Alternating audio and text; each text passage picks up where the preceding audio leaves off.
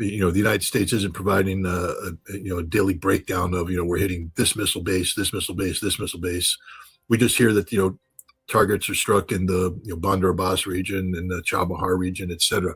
And from the Iranians, it appears they're not too flustered by these attacks, which tells me that the U.S. has exhausted its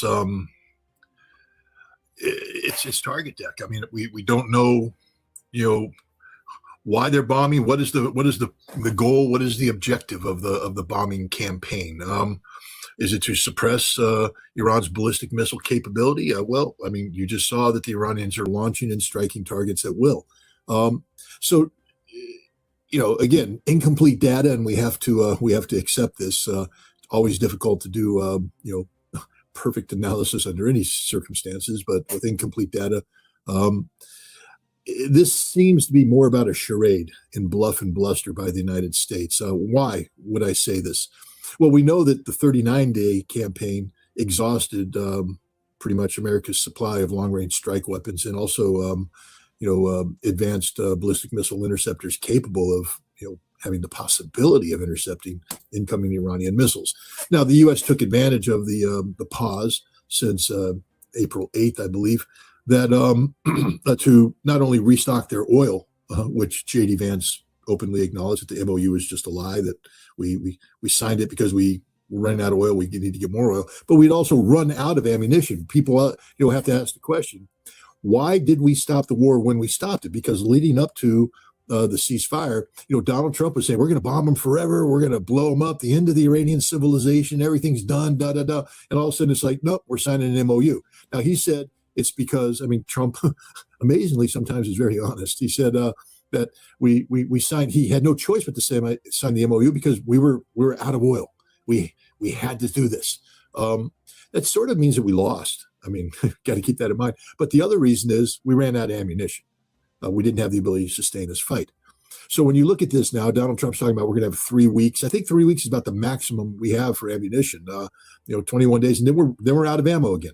We're right back to where we started. Not only that, now we see pressure being put on the oil markets by the Iranians shutting down the Strait of Hormuz and maybe the Bab el-Mandeb. Notice I said that right. I'm learning.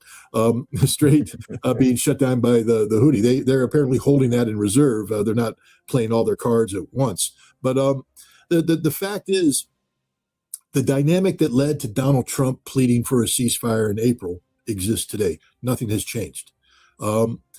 I don't know what he thinks he's going to accomplish by re-engaging in was it Einstein, I believe, who said that the definition of insanity is doing the same thing over and over again, expecting a different outcome. Well, here we are doing the same thing, even less so. We're not even coming in as hard as we came in the first time and expecting a different outcome.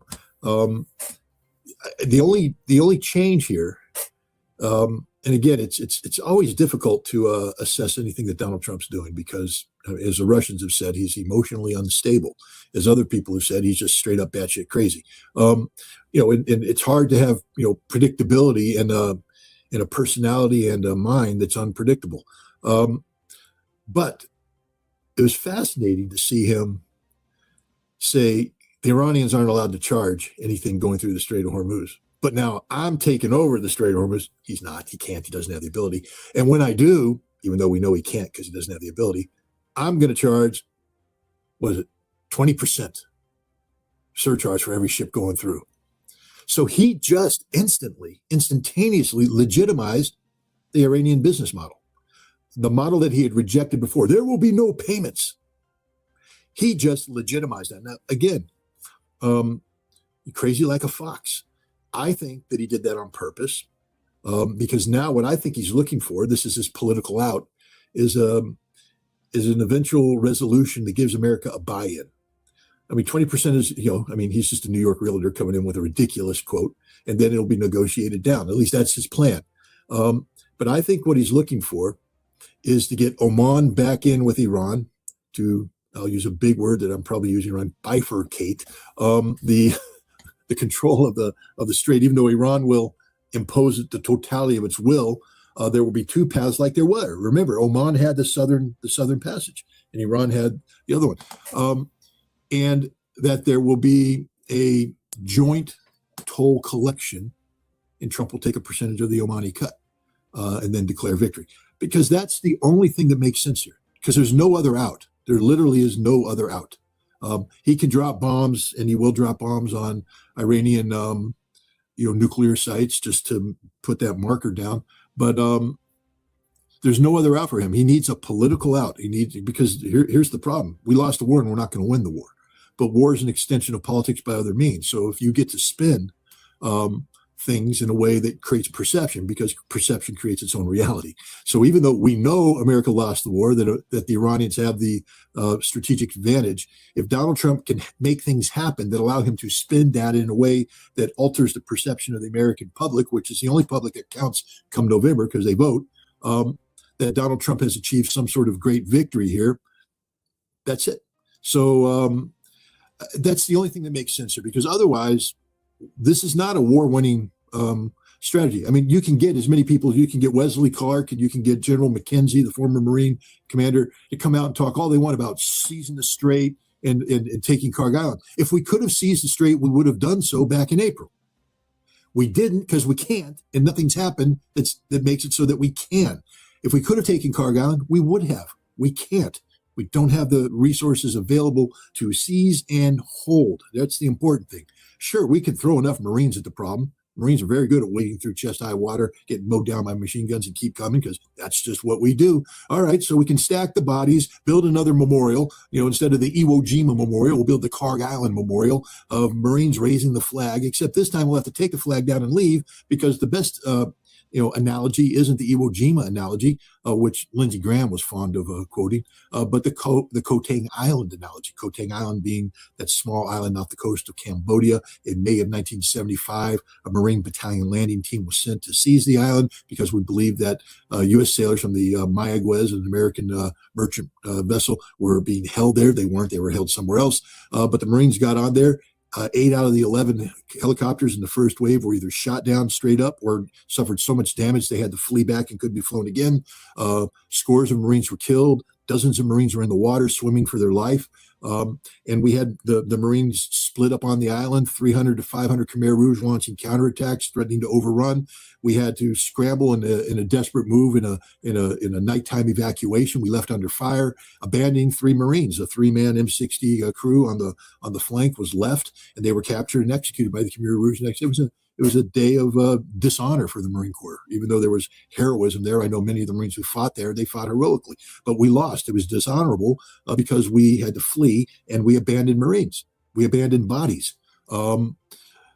That's not what we do. And yet that's what will happen at Carg Island if we go in, and everybody knows it. So Trump is out there just spouting nonsense and things that aren't going to happen, betting on the fact that the Iranians, in accepting the MOU, made a similar gamble that Trump did. And the Iranians admitted it. I mean, Professor Marandi, who I respect greatly, said, we sold a whole bunch of oil. Yeah, you sold 60 million barrels worth of oil. And that brought money in. And you were able to establish economic links and create some sort of domestic stability, which is all very important during this time, knowing the United States would eventually renege on the MOU, because that's what we do. As Sergei Lavrov has said, this foreign minister of Russia, we are agreement incapable. And so, I think both sides know that the MOU is just a piece of paper, but they're going to keep it in place because, and sooner or later, I'm going to publish this article on hybrid diplomacy because that's what's happened. This is not traditional diplomacy; this is hybrid diplomacy, where we use it's diplomacy in name only. We know each side's going to cheat, but we keep it in place because we've built in the cheating as being the norm. We cheat until we need more oil or more munitions. We accept their cheating while we get more oil, more munitions. And then we both say the MOU's not effective, but we don't rip it up. Hybrid diplomacy. We hold it in place until we need a pause again. And now we have, instead of renegotiating something new, we fall back on something that exists. We see this with Russia and the United States. We see this with Iran and the United States. Neither Russia nor Iran believes the United States is capable of honorably negotiating. But they both keep the potential of diplomacy open because it's sometimes, especially when you're dealing with an emotionally unstable president who, moves the needles, at some point in time, the needle's going to be pointing in a direction where diplomacy is conducive, and you keep the window open so you could rapidly close in and get whatever temporary arrangements are necessary to, up whatever you need to be upped. So we're in a period of hybrid diplomacy right now. Right now, we're doing more of the hybrid and less of the diplomacy. But that's true. Yeah, certainly that's the case. Well, let me pull up this then, Scott, because as you were talking about Trump's 20% toll, legitimizing this, saying the blockade is back on against Iran for everything Iranian based that's going to be coming out of the Persian Gulf. He said that they will have to charge 20% in order for the United States to be able to cost effectively do this.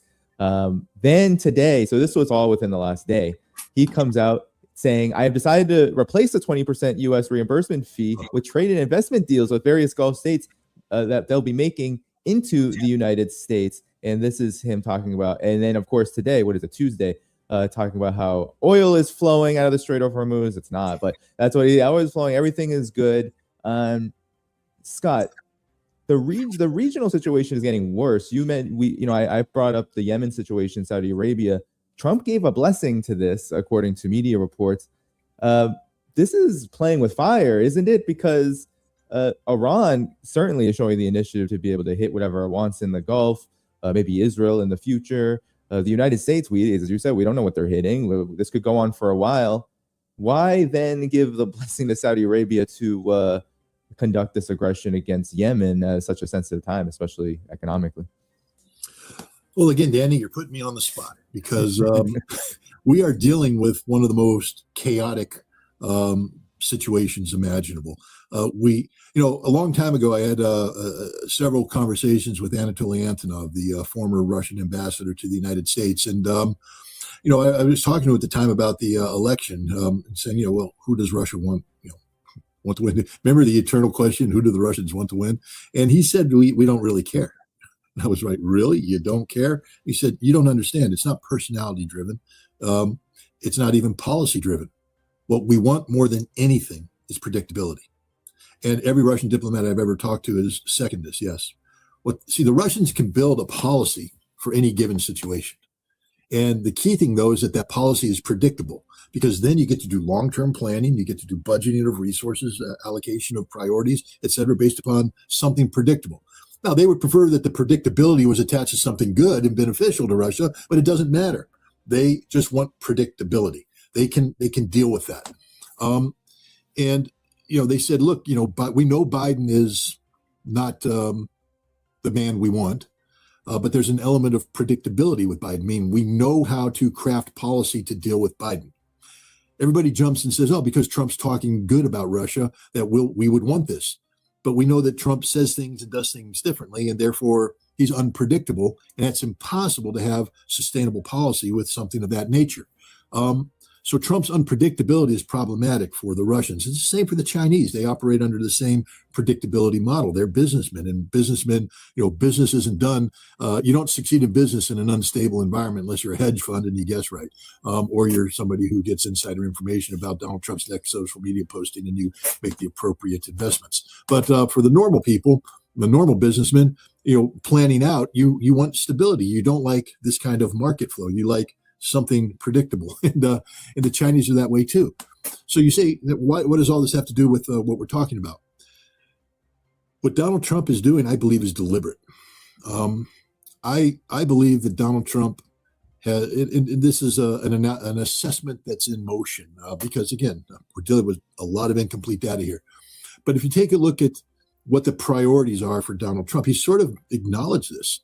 He said that I had to do the MOU because of energy security issues. Oil markets were dropping, price of fuel was going up. But also Scott Bessent, during this crisis was making decisions about, releasing, giving the Russians the ability to sell oil on the market, avoid of sanctions, letting the Iranians sell oil. Now they're tightening the market. Scott Bessent's talk about squeezing Russian oil exports to hurt the Russian economy, about tightening oil availability to China to hurt their economy. There's an energy component to everything. Though I think the whole strategy behind Venezuela was denying China access to, I forget what percentage they were taking out of there at the time, 8 to 13, I don't know. But to deny them access, and then to say if they wanted to renew those contracts, they have to go through the United States, who now has their control on China's fuel supply. I think this was the strategic objective here. We had Venezuela in the bag, and we were looking to put Iran in the bag. But Iran in the bag doesn't necessarily mean that we have to control it. It just means that nobody controls it. And that in itself is disruptive. Remember, the United States is the largest oil producer in the world, and we are, although we are prisoners to the spot market and the global market, but we're not going to run out of oil in America. We got the oil, and so we're in a sort of a safe place where we can create chaos.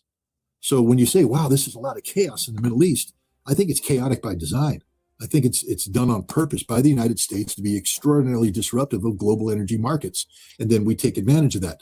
And when we're dealing with Iran, it's not just about denying Iran, the ability to generate income on a sustainable, predictable basis. Of course it is. But we also know that Iran has workarounds. This naval blockade does nothing for the proven overland routes that Iran has established with Pakistan, Turkmenistan, Iraq, and elsewhere. Iran will get oil to the market in sufficient quantities. But the problem is those sufficient quantities, while they may prop up the Iranian economy or at least prevent it from collapsing, are not sufficient to sustain China's energy needs. China needs the fire hose to be fully charged. They don't need, the hydrant just to be cracked and a little bit of water dripping out. They need everything. And without that, China's economy, will have a hiccup. And I think that's what Trump is betting on. He's betting on the pressure that China and Russia will put on Iran to resolve the Strait of Hormuz issue. That's what he's betting on. Whether it's a successful bet, I don't know. But let's take a look at Russia, because a lot of people attack me immediately when I say that. I haven't looked at your comments. I'm trying to avoid looking at comments. I'm in a good mood today, so I won't let the comments spoil my mood. But Vladimir Putin gave away something very important. It was actually one of the more important speeches he's ever made at the St. Petersburg International Economic Forum, because in that speech, even though there were a lot of reasons for him to talk about the Ukrainian conflict, and indeed many people, including myself, were expecting him to talk about, the necessity of striking Europe, he didn't mention it at all. Why? Because his speech basically put the marker down that his number one priority isn't the war in Ukraine. His number one priority is the economic growth of Russia as a nation into the future. He talked about stability and the need to create a safe investment environment. And he was, he exuded enough confidence that the Russians got $84 billion worth of investments, direct investments made at St. Petersburg International Economic Forum. But the lesson that came from that is to attract investors, you need a stable economic environment. Again, I got schooled on this because I went into St. Petersburg International Economic Forum, blowing smoke. I was fire coming out of my ears and nose. And I gave a little presentation where I said, shoot the dog. I mean, the dog was Europe out of control, has to be shot. And everybody loved it, except the people who think for a living. Sometimes I have to learn to think. I think one of the big lessons out of St. Petersburg is when I want to speak, it might be best to take a deep breath, sit back and listen.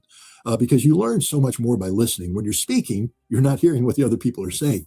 And what the people around me were saying, especially at the St. Petersburg International Economic Forum, is stability is the key. Stability is the most important thing, which is something everybody needs to factor in when they talk about what Russia's going to do next in Ukraine. The question you have to answer first is, does this increase the stability for Russia or destabilize Russia? And if it's destabilizing, maybe Russia's not going to do it because that's not the trajectory that they're on. Energy, people are going, well, Scott, Russia's making more money right now than they've ever made. Yes, high oil prices are great for Russian oil companies. But how many people have done the actual research to find out what percentage of Russia's GDP is energy derived? 20%. That means 80%, the vast majority of the Russian economy, has nothing to do with energy. It has to do with growth, traditional economic, values, investments. So now, if you're going to sacrifice everything because 20% of your economy is going to get a temporary boost in income coming in because of high oil prices, but remember, what the high oil prices do is just give Russia the ability to discount their oil more. to make it more competitive on the market. Russia rarely buys oil at the maximum or sells oil at the maximum price because of sanctions and everything. They're always offering a discount, steep discounts oftentimes, just to secure market value and to generate income. But so it's a false argument that Russia's making money and therefore Russia wants high energy prices. High energy prices are a brake on investments. When there are high energy prices, people aren't investing because their cost of doing business is out of control. So for Russia, the most important thing is stable energy prices, because stable energy prices allow economies to develop in a normative fashion, which means that people who are in a position to invest in Russia can invest in Russia.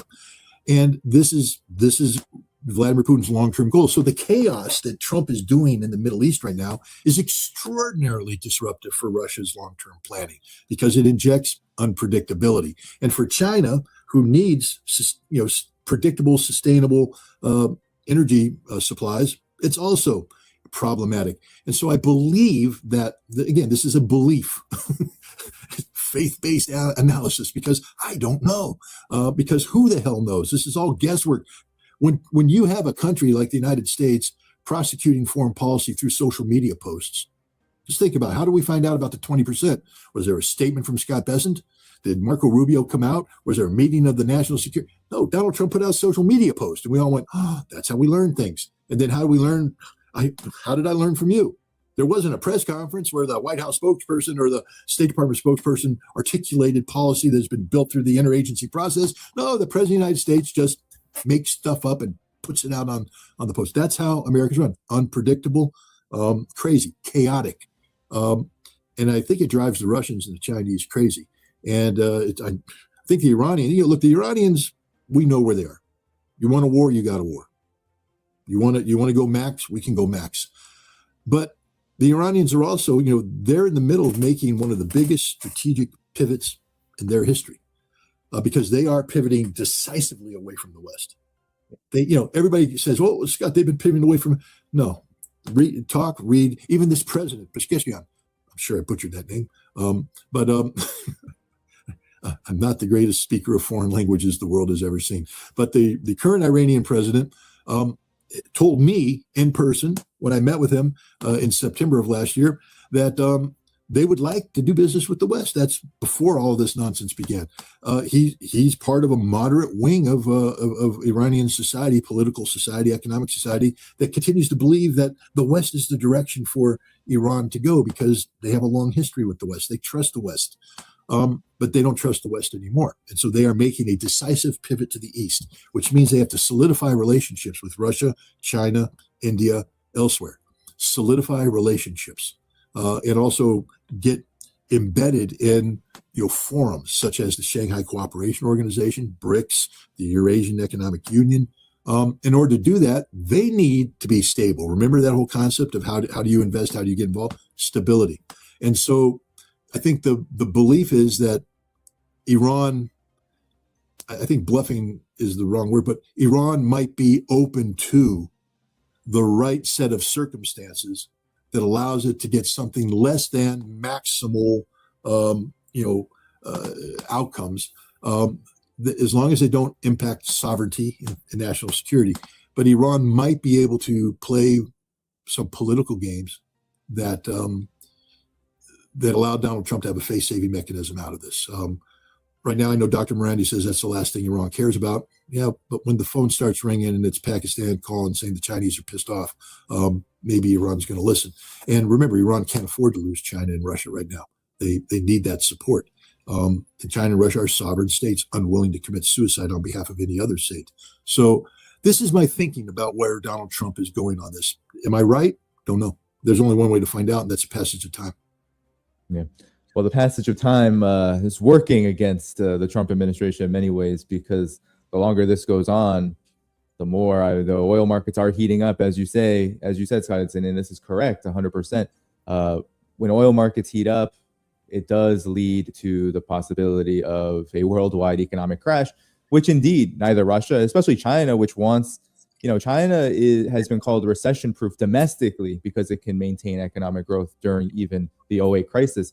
But as you said, investment to be able to expand growth, to be able to move growth even outside of China when the entire world is in a major slowdown or a crash. I mean, that's been kind of the story since COVID is China's growth is fine. I mean, 5% is considered fine, but it's lower because the world is so slow and China has to conform to world conditions. It can't out invest the world. It can only do as much as other countries are willing and able to cooperate and do as well. So indeed, a globally stable economic environment is certainly within the interests of China, Russia, and really everybody. The United States, though, is in a very tough position, Scott, because it has made the Strait of Hormuz the battle.